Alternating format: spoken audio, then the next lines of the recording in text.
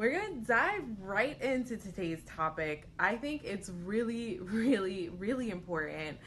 I think in today's day and age, everybody is so anti like boyfriend, girlfriend, whatever title that you have. No one wants to have that. Like, I remember when I was like in high school, it was like, oh, I'm just talking to so and so. And you would talk for a minute and then maybe you become boyfriend and girlfriend. But nowadays, it is like that is a thing. Like, you don't even know what you are until you're walking down the aisle. And that's like, oh, that's my husband. And then also where you stand with friends. I think it's so important. A lot of times we have these friends that come in our lives and, there'll be acquaintances and you really don't know where you stand with that person. It's like, oh, are they my real friend? Are they going to be there for me? Are they loyal? Whatever. We really don't know. And so I figured that I would share that with you guys. And I'm talking a lot more about relationships. And I was like, wait, maybe I should tell them why I am and maybe some of the background about me. I've actually been in education for almost a decade now, which has been really, really cool. I love educating people. I have an amazing staff that I manage. And I think it's something that I've always kind of been good at about when it comes to communication, when it comes to really understanding human behavior and all of those things. And I get to do an amazing job every day where I actually have to execute on all those skills, being perceptive, picking up on, nonverbal communication, picking up on so much. And I've also worked a lot with social workers and just people in really difficult situations when it comes to human relationships.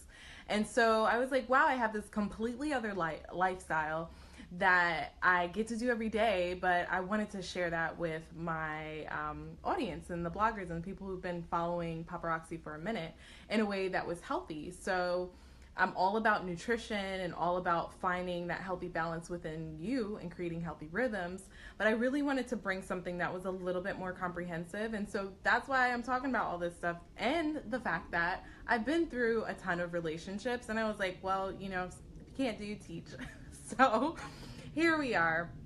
But today's topic about the gray areas. The first thing I want to say is I've been there. I mean, I will usually have like a whole tribal council with my friends trying to figure out, well, what are we? He said this. He said we're exclusive. We're kind of committed. I really don't know. I don't really know where we're at. And I'm trying to read all the signs. I'm like, well, he does want me to come meet his parents, or, hey, he did mention that he mentioned me to his coworkers, so it must be kind of serious. Or you go to this event where there's really important people in his life and you're like, okay, well, doesn't this mean I'm kind of this or I'm kind of that? And I really spent so much time and energy, especially in my 20s, trying to figure out where I stood in my partner or whoever I was dating, their lives.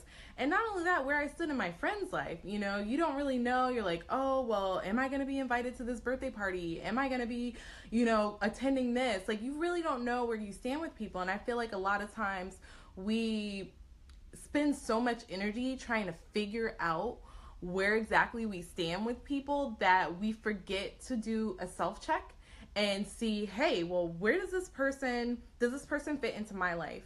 Is this person someone who I would bring into the most intimate parts of my heart? Because essentially that's what it is. Like, we're entertaining someone who we're essentially going to give our heart to. And we're putting ourselves in a playing field where we're just playing by their terms. So you're inviting someone to the closest part of your heart, yet you're just playing on their terms the entire time. And I think that's the part of the gray area that is so difficult to be in, because we have this desire to further a relationship or deepen a friendship, but we're spending so much time trying to figure out what our titles are, where we stand, and then on top of that, the other layer to kind of the gray area ambiguity thing, we think that it's going to be something that's going to bring us more freedom, but actually a lot of times it holds us back from really being ourselves and really getting to know someone because we're struggling to where we stand. And then, like I was getting into, it's we get to a point where we don't even want to bring it up because we're like, hey, I don't want to be the needy girl. I don't want them to know like my biological clock is ticking. I don't want them to think I'm desperate. I don't want them to think all these things. And so we almost like create this hard spot, like we're stuck between a rock and a hard spot. We create that by a lot of the things that we struggle with in our minds by not knowing where we stand. And so I don't know what happened. One day it just clicked for me, and I got to see people for who they truly were, and I started to understand who I was, to the point where I wouldn't entertain people who would put me in the gray area. And so those are some of the points that I just want to go through quickly with you guys tonight. The first thing that I really screened for when it came to friends, guys I was dating, all of that is integrity. And not just integrity like, okay, are you going to do the right thing when no one's watching? Because that is a part of integrity. But integrity is also, are you going to do what you say you are going to do? A lot of times when you're just getting to know someone, that is all we have. So if someone says, hey, I'm going to call you at this time, and they never call. Or, hey, I'm going to meet you here, and they stand you up. Hey, big red flag right there. But me, I probably continued dating that person at some point in my life.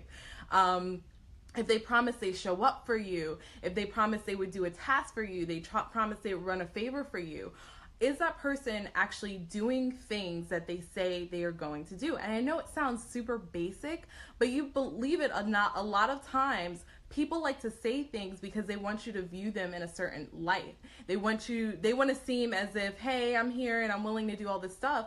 But the follow through is what is so important. It is so important to really look at people and say, hey, like, are you there for me? Are you not just saying I'm going to be there for you, but you're actually there? You actually are just not doing the nice thing and saying it, but you're showing up, you're doing the work, you're being the friend, you're being the guy who you say you're going to be. And a lot of times when we get into a gray area in people's lives, it's because we're dealing with someone that doesn't have a lot of integrity.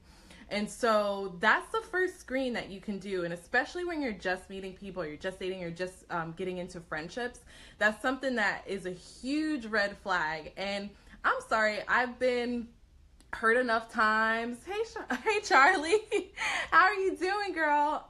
I've been hurt enough times to know that when I'm lax on this integrity boundary, 9 times out of 10, I'm going to get hurt. If I go into it and I know this person has already broken a few things that they're going to say, I'm going to be in the gray area with that person off the jump because they haven't established a level of integrity with me.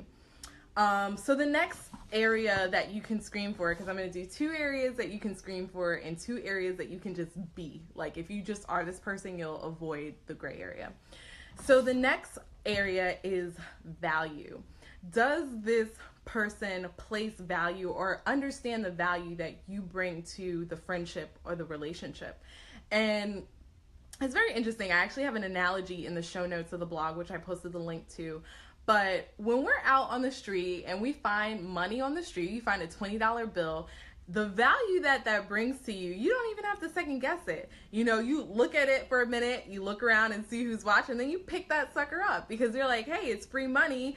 That's about, I want the $20. There's an exchange of goods for money. So I understand that the value that $20 brings to me. You don't have to call anybody. You don't have to call your mama, to call a tribal council or friends. You just pick it up because you know the value right away. You understand it. You can perceive it. You can perceive the value of that money very quickly. Well, the same is true for relationships. A lot of times when we're on the fence about someone else in our life, maybe someone that we're vetting and screening to bring into our lives, we can perceive that value right away. If it's someone who is maybe doing well in life, they have a lot of contacts, they have a lot of value already, they're adding to you, you don't have to second guess whether they should come into your life. You're like, hey, I want to be friends with that person because they're good natured, they're always there for their friends. You can see that value very, very clearly. But a lot of times in the gray area, you might be dealing with somebody that can't pick up on the value that you have. And I think where we go wrong a lot of times is we try to convince people that we're great. we try to convince people, hey, this is my list of great things, and this is why you should choose me in a relationship, or this is why you should choose me in a friendship.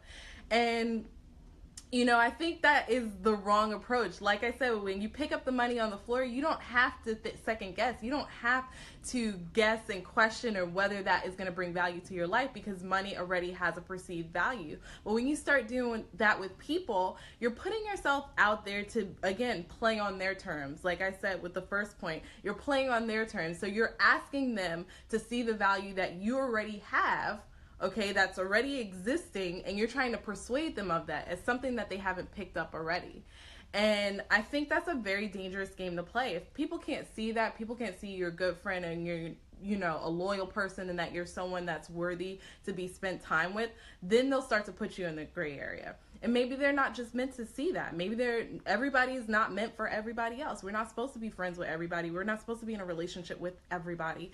And so I think understanding that everybody's not going to see that value that you bring, be okay with that. It's okay. You're not going to be best friends with everybody, but the people that you actually connect with are going to be much more thankful that you've actually created space and time for them in your life, because you didn't just allow everybody to come on in.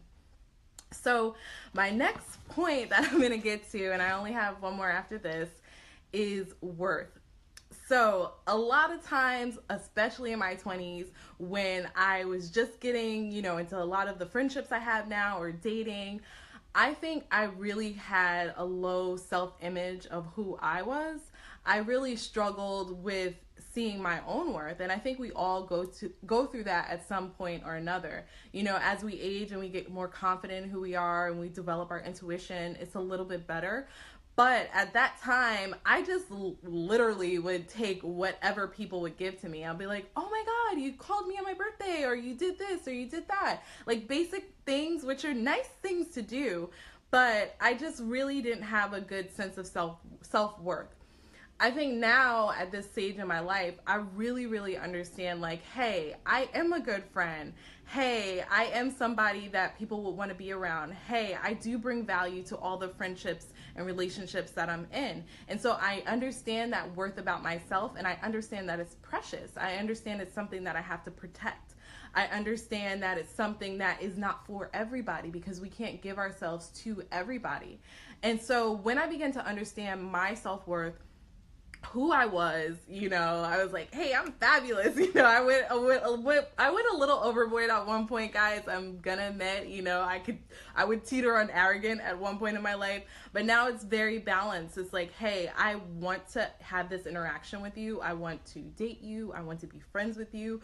And I understand what it is and who I am and what I bring to that. I understand that I'm loyal. I'm a good listener. I will be there for you. I'm a ride or die for you. And so since I understand that about myself, then I'm a way more selective about the people who I entertain and bring into that space. And the same is true for you. Getting really, really, really clear about that worth, what you bring, and cultivating that more. So if you are somebody who is loyal, practice that in your relationships that you already have, because then you'll start to really, really value that loyalty as a person, and you'll recognize that in other people, and you'll be able to discern who should be in your life and who shouldn't.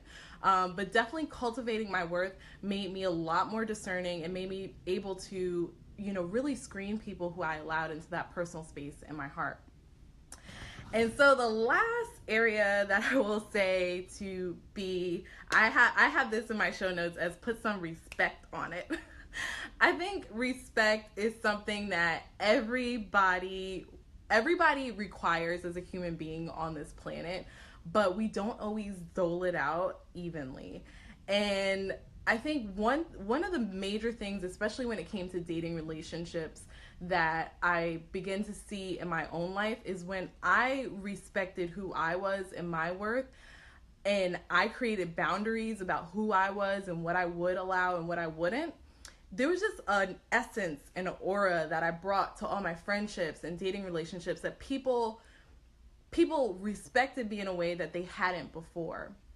It wasn't like, oh, this boundary is a suggestion. No, this is a real boundary. And if you cross this, then we probably won't be friends, or we probably won't, be able to have a relationship together. And I know it sounds harsh, guys, but I think when you go through enough heartbreak, when you go through enough situations where people have kind of run you over and you've gone all out for them and they've just dragged you through the mud, you get to that point where you're like, you know what, this is my boundary. You know, maybe for me right now, it's like going to bed at an early time. Hey, I love you, but I can't attend your event at this time because I have to go to bed. I know it sounds ridiculous, but these types of things, people will respect you more when you respect yourself and you start to set those boundaries. And so I think it's really important, you know, those things really go together. Worth, knowing who you are, knowing the value you bring, knowing what you can and can't do for people will help you to establish respect levels and boundaries in your life, and it will help the other person respect you. And I think that is so essential when you're dealing with people putting you in the gray area, because they have to make a choice when they meet you automatically, especially in dating relationships. These are your boundaries. This is what you can and you can't do. This is how you are. This is how someone else can love you better, by having boundaries, and respect you more by having these boundaries. And if you're not willing to gel with that, if you can't get with my boundaries, then I'm sorry. Then maybe, one, you're not for me. Or if you have somebody who's constantly pushing your boundaries or constantly disrespecting you, then that's a red flag. That's, hey, you know what? I'm already going to be in the gray area with this person because they don't respect my boundaries. They don't respect my worth. They don't respect what I'm bringing to the table. And so they're going to disrespect me, and, you know, it's going to be a situation where, you know, I'm going to end up heartbroken, or I'm going to end up trying to put the pieces of this back together because this person is, you know, already disrespecting and already going to the left. But I have a really awesome article about it, guys. I just dropped at 7 o'clock tonight because I wanted to be exclusive for everybody who was watching the live. And I have a really cool freebie. So if you are struggling in this area, trust me, I've been there, I know.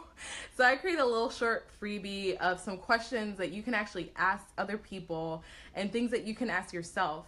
Because I think it's about screening people, you know, assessing the value that they place on you, you know, assessing their integrity, which is a huge one. But it's also about being this person, being a person that you understand your worth, being a person that you understand what you bring to the table, how you are special and talented and awesome and amazing, and also creating boundaries that others can respect about you. So I posted the link for you to download that freebie. I really appreciate you guys for watching, and make sure if you're in New York City on November 4th, I would love to see you. So I posted the link for that.